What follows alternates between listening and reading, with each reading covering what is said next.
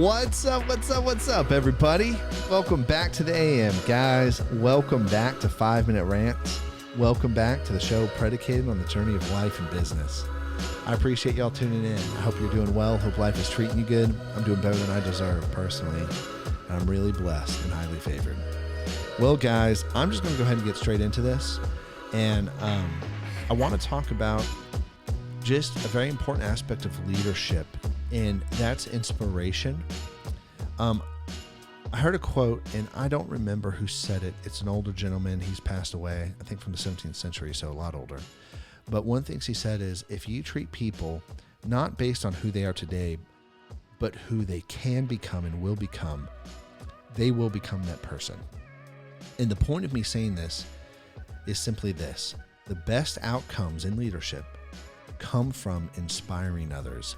And I think that oftentimes we do not develop people the way that we should as leaders, right? We focus on outcomes, we focus on production, we focus on the checklist, and we forget the human side of business. We forget the human side of that every person, every team member that works with us, they have goals, they have dreams, they have aspirations. And if they've allowed me to come into their life as an authority, as a leader, right? And if they've trusted me in this position, and even if it's a small area of their life, on their work life, right? That's a huge responsibility. And if I'm not helping invest in them, if I'm not helping them and inspiring them to invest in themselves to become better, I'm failing in leadership. One of the most important aspects of leadership is making others greater than you, making them greater than you, better than you. That's the whole point, right? That's essentially everything when it comes to leadership, is to be a stepping stone for people and a servant to help elevate them into this next position and stage into life, to be a facilitator or a doorway for people to move forward and better themselves. Oftentimes it really gets lost, especially in the workplace, because, well, we've got deadlines to meet. We've got projects to finish. We've got to make sure that we meet our KPIs. We've got wait times that need to go down. We have all these things, but we're not taking care of the human side. We're only taking care of the work side and only taking care of the production side. And as a result, some of the unintended consequences just from only focusing on the work, here's some of the unintended consequences that occur. There's no longer a safe place to talk because everything's production work focused. So if you're talking about things and dreams and goals, if you're talking about all this stuff, well, that's now removed from the culture. And so now you're developing a team that really doesn't talk. And I'm not saying that you shouldn't be highly focused in work. I'm not saying that you're not there to produce, but the whole point of having a job and the whole point of working on any side of where you're at is to accomplish personal dreams and goals, whether it's just to own a house, have a family, have some kids, have a dog, and do the normal American dream, right?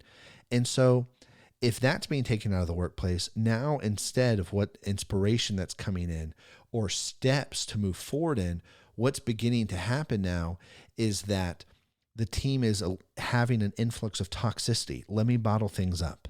Let me not talk about this, right? And if you can't talk about dreams and goals and you're not on this level to where you're actually helping each other get where they need to go, then at that point, what are you actually cultivating the culture? So talking's not there. Openness is not there. And if you're not open to talk about dreams and goals, you might not be open to talking about correction. Maybe you are, but maybe you're not open to talking about problems at that point. And then what happens is you begin removing a lot of the camaraderie. We've got each other's backs. Well, that begins to disappear. Having each other's backs begins to disappear because you're not actually talking about, one, the unified goal as a team, but also everybody else's outside individual desires. Not everybody is living and breathing and working for the company. If you own stock in a company and your team doesn't, they're not going to have the same amount of ownership you do. They don't have an actual material investment of ownership within the business. And so if you're not doing your best to facilitate what they are invested in, and if you're not doing their best to inspire them to better themselves in the areas of life that they are invested in, such as their personal lives, their family lives, becoming a better person, right?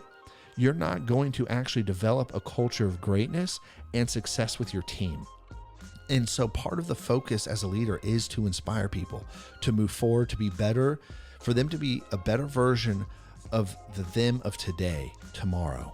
And so every day, you're helping them move forward to who they really want to end up being at the end of their life. So anyways, guys, I'm out of time, so I'll catch you later. Peace.